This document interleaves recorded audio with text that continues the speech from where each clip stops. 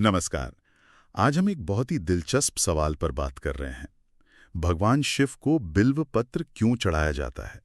हमारे पास जो जानकारी है उसका शीर्षक है बिल्व पत्र, शिव पूजन का रहस्य और महत्व। और स्रोत कहता है कि इसका रहस्य जानकर शायद हैरानी भी हो। तो चलिए कोशिश करते हैं इसे समझने की।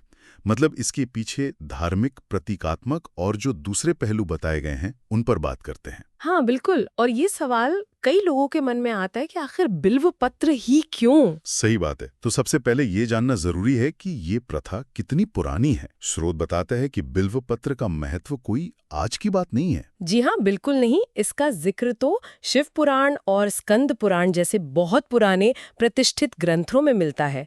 तो ये परंपरा सदियों पुरानी है। अच्छा, पुराणों में इसका जिक्र है। जी, और सिर्फ पुरानी बात नहीं है। इसका जो मतलब है, जो प्रतीक है, वो बहुत गहरा है। जैसे?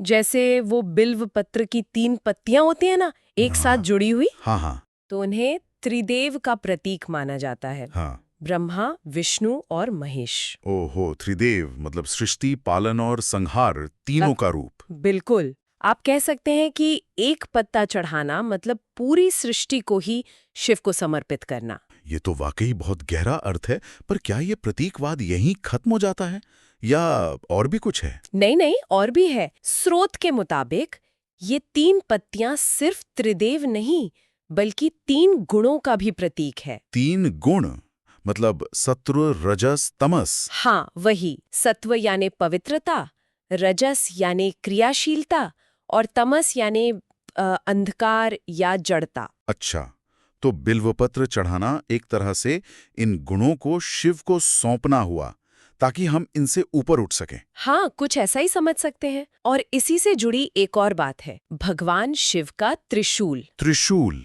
उससे कैसे जुड़ा है ये? देखिए, त्रिशूल के भी 3 शूल होते हैं, है ना? वो भी इन्हीं 3 गुणों पर नियंत्रण का प्रतीक माने जाते हैं। या कुछ लोग कहते हैं भूत, वर्तमान, भविष्य, जिन पर शिव का वश है। अच्छा, तो बिल्वपत्र की पत्तियां शिव के त्रिशूल की शक्ति का भी प्रतीक हुई। त्रिदेव, त्रिगुण, त्रिशूल, एक पत्ते में इतना कुछ। जी हाँ, ये वाकई अद्भुत है। ये तो हुई धार्मिक और प्रतीकात्मक बातें। लेकिन स्रोत में एक और पहलू का जिक्र है जिसे वैज्ञानिक कारण कहा गया है। ये थोड़ा दिलचस्प लगता है। हाँ, इसका जिक्र है स्रोत में, पर इसे थोड़ा ध्यान से देखना होगा। मतलब स्रोत ये कहता है कि बिल्व पत्र में शायद कुछ ऐसे तत्व हों जो आसपास के वातावरण को शुद्ध करते हों, और शायद इससे मन को शांति भी मिलती हो। शायद। हाँ, स्रोत इसे संभावित गुण बताता है। मतलब कोई पक्का वैज्ञानिक दावा नहीं है वहाँ।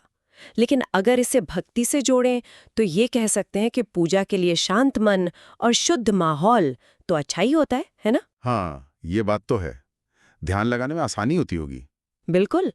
तो इसे एक सहायक चीज की तरह देख सकते हैं, धार्मिक महत्व के साथ साथ। और फिर भक्तों की अपनी आस्था भी तो है, उसका जिक्र भी है स्रोत में। हाँ हाँ, वो तो सबसे अहम है। स्रोत बताता है कि भक्तों में ये बहुत पक्की मान्यता है कि अगर श्रद्धा से शिव जी को बिल्व पत्र चढ़ाएं तो जाने अनजाने में जो भी पाप हो जाते हैं वो नष्ट होते हैं। और मनोकामनाएं? जी, और मनोकामनाएं भी पूरी होती हैं। ये जो विश्वास है, आस्था है, यही तो करोड़ों लोगों को इस प्रथा से जोड़ता है।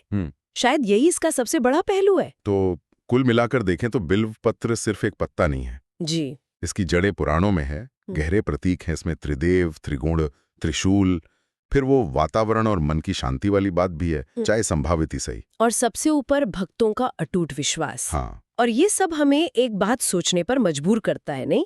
कि कैसे हमारी धार्मिक प्रथाओं में प्रकृति जैसे ये बिल्व पत्र, गहरा प्रतीकवाद जैसे त्रिदेव, और इंसान की आस्था, विश्वास, ये सब कितनी खूबसूरती से एक साथ गुंथे हुए हैं। सही कहा।